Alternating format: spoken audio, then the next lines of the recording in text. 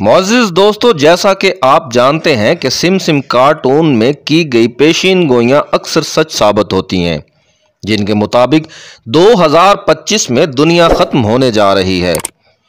हाल ही में SIM SIM cartoon की नई वीडियो वायरल हो रही है, जिनमें दिखाया गया है कि दुनिया एक बहुत बड़े सोलर स्टॉर्म का सामना करने वाली है। सिम सिम कार्टून के सीजन 24 में दिखाया गया है कि कार्टून का मेन कैरेक्टर एक ज़ेरे ज़मीन बंकर तैयार कर रहा है, जिसमें वो तमाम ऐसा सामान महफूज कर रहा है जो किसी भी अचानक आने वाली आफत के दौरान इस्तेमाल किया जा सकता है। साथ ही वो आसमान की जानिब देखता है, जिससे लगता है कि कुछ होने वाला है, और ठीक इसी वक्त आसमान से आग उबलता हुआ सूरज जमीन से आन टकराता है। दूसरी जानब साइंसदानों ने भी वार्निंग जारी की है कि सूरज की तरफ से जमीन की जानिब बढ़ने वाला शमसी तूफान 2025 में जमीन से टकराने वाला है। 2025 जमीन के खात्मे का साल तो नहीं, क्या क़यामत बर्पा तो नहीं होने वाली? सूरज की जानिब से आने वाले तूफान कितना खतरनाक हो सकते हैं? साइंसदानों की पेशीन गोई किस हद तक सच साबित होगी, इसका जिक्र आज की इस वीडियो में मुकम्मल तौर पर किया जाएगा। मोअज़्ज़िज़ नाज़रीन, सूरज से निकलने वाली एनर्जी जमीन पर पाई जाने एनर्जी एनर्जी से लाखों गुना ताकतवर है, और सूरज की वजह से ही हम इंसान जिंदा हैं। लेकिन यही सूरज जमीन की तबाही का सबब भी बन सकता है। साइंसदानों के लगाए गए अंदाजे के मुताबिक एक शमसी तूफान मुसलसल जमीन की जानिब बढ़ रहा है। ये शमसी तूफान मकनातीसी कुव्वत से लबरेज होगा, और जैसे ही जमीन मकनातीसी मदार में दाखिल होगी तो हर तरफ तबाही दिखाई देगी। इलेक्ट्रॉनिक आलात काम करना छोड़ देंगे और पूरी दुनिया का निजाम दरम बरम हो जाएगा। नाज़रीन, क्या वाकया ही ऐसा होगा? क्या साइंसदानों के दावे सच साबित होंगे? इस पर बहस करने से पहले हमें सूरज से हासिल होने वाली एनर्जी और मकनातीसी ताकत को समझना होगा।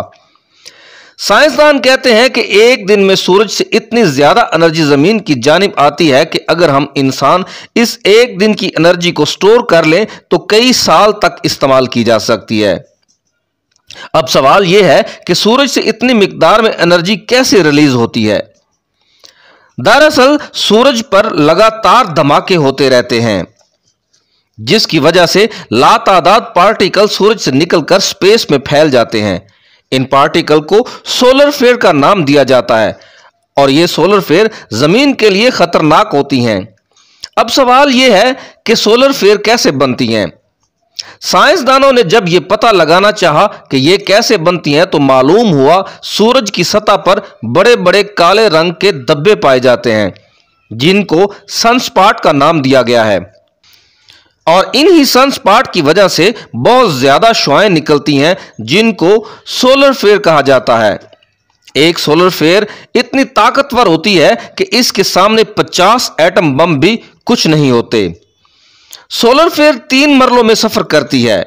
एक सोलर फ्लेयर जितनी बड़ी होगी इतनी ही खतरनाक भी होगी, और इसमें एनर्जी इतनी ज्यादा होगी और इतनी ही देर बाद यह ठंडी हो पाएगी। साइंसदानों के मुताबिक इस शमसी तूफान से जमीन भी बहुत ज्यादा मुतासिर होगी। सोलर फ्लेयर जमीन की सतह को बराह रास्त तबाह नहीं कर सकती, क्योंकि जमीन के इर्द गिर्द पाए जाने वाली मकनातीसी कुव्वत इन सोलर फ्लेयर को सतह जमीन तक आने से रोकती हैं। लेकिन जहां जहां जमीन की मकनातीसी कुव्वत कमजोर हो चुकी होगी, वहां से ये सोलर फ्लेयर अंदर दाखिल हो जाएंगी, और इस एनर्जी से दुनिया में बनाए गए ग्रिड स्टेशन भी मुतासिर होंगे। हमें इस वक्त सोलर फ्लेयर से ज्यादा खतरा नहीं है। एक और ऐसी चीज है जो हमारे इर्द गिर्द मंडला रही है। सूरज पर प्लाज्मा की तह होती है, जो सूरज हमेशा खारिज करता रहता है, जिसको नरमास कहते हैं। इसकी रफ्तार 3000 किलोमीटर फी सेकंड होती है, लेकिन जब यह प्लाज्मा जमीन की जानिब आता है तो वही मकनातीसी कुव्वत इसे रोकती है। लेकिन इसके प्रेशर से मकनातीसी कुव्वत कमजोर होने लगती है। इस प्लाज्मा से जमीन पर तमाम इलेक्ट्रॉनिक डिवाइसें सबसे ज्यादा मुतासिर हो सकती हैं। इस तरह का तूफान 1859 में हुआ था, जिससे बहुत ज्यादा तबाही हुई। लेकिन इस दौर में बिजली से चलने वाली चीजें ज्यादा ना थी, जिस वजह से नुकसान ज्यादा ना हुआ।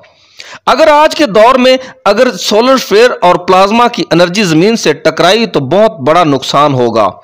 2012 में भी ऐसी शुआएं खारिज हुई थी और एक ऐसा ही तूफान जमीन की जानिब बढ़ा था जो जमीन से टकराए बिना साइड से गुजर गया।